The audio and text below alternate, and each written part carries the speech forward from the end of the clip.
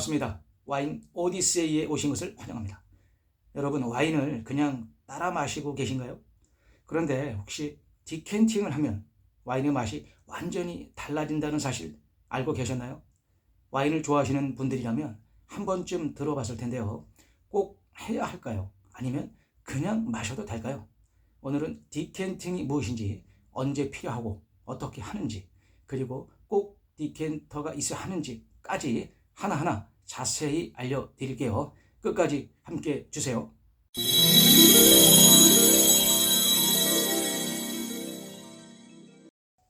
디켄팅이란 간단히 말해서 와인을 다른 용기에 옮겨 담는 과정이에요. 단순히 옮기는 것 같지만 이 과정이 와인의 맛을 바꾸는 마법 같은 역할을 하죠. 그런데 왜 이렇게 번거로운 과정을 거쳐야 할까요? 그냥 와인을 잔에 따라서 바로 마시면 안 될까요? 오픈한 와인을 그냥 마시면 처음에는 향이 닫혀 있고 탄닌이 강해서 떫게 느껴질 수 있습니다. 그러나 오픈한 상태로 그대로 두면 시간이 지나면서 자연스럽게 향과 맛이 부드러워지는데요. 디켄팅을 하면 이 과정을 빠르게 할 수 있는 겁니다.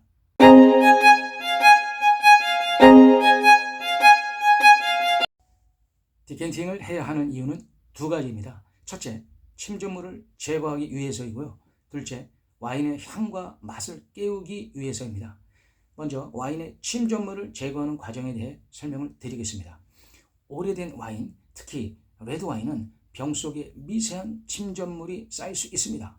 디켄팅을 통해서 깨끗한 와인만 잔에 따를 수 있는 겁니다.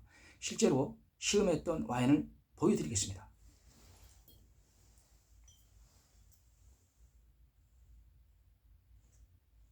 레이블을 보면 포도 수확 연도 빈티지가 1978년으로 되어 있죠. 이런 와인은 오랜 세월을 거치면서 검은색의 침전물이 상당합니다. 그래서 디켄팅을 하는 겁니다.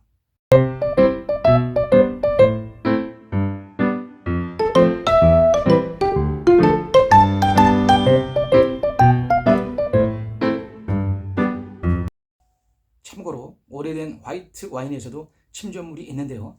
빈티지가 1950년인 와인을 보겠습니다.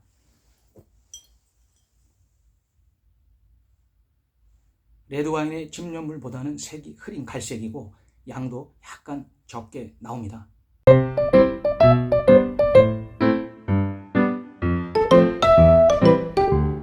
다음으로 와인이 공기와 만나면서 향과 맛이 열리는 과정을 설명해 드리겠습니다. 와인병 속에서 오랫동안 갇혀있던 와인은 처음 열었을 때 향이 닫혀있거나 맛이 거칠게 느껴질 수 있습니다.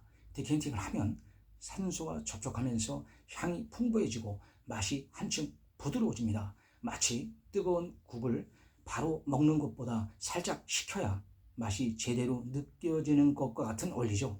와인의 색도 점점 정제되면서 선명해지는 느낌을 줍니다.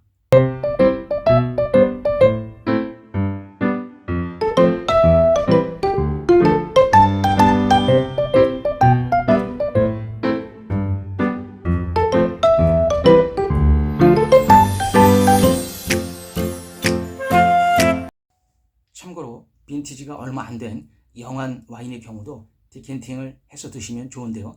실제 와인을 보겠습니다.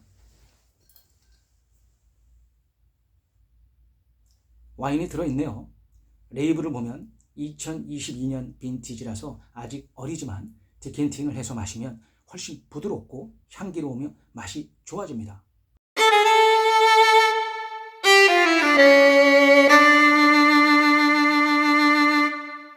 그렇다면 모든 와인을 디켄팅을 해야 할까요? 아닙니다. 디켄팅이 필요한 와인은 풀바디 레드 와인입니다. 예를 들면 까베르네 쇼비뇽, 시라 등 탄닌이 강한 와인입니다. 그리고 10년 이상 숙성된 오래된 와인입니다. 반대로 디켄팅이 필요 없는 와인도 있습니다. 예를 들면 피노누아 포도의 가벼운 레드 와인, 화이트 와인, 로제 와인, 신선한 과일향이 중요한 와인입니다.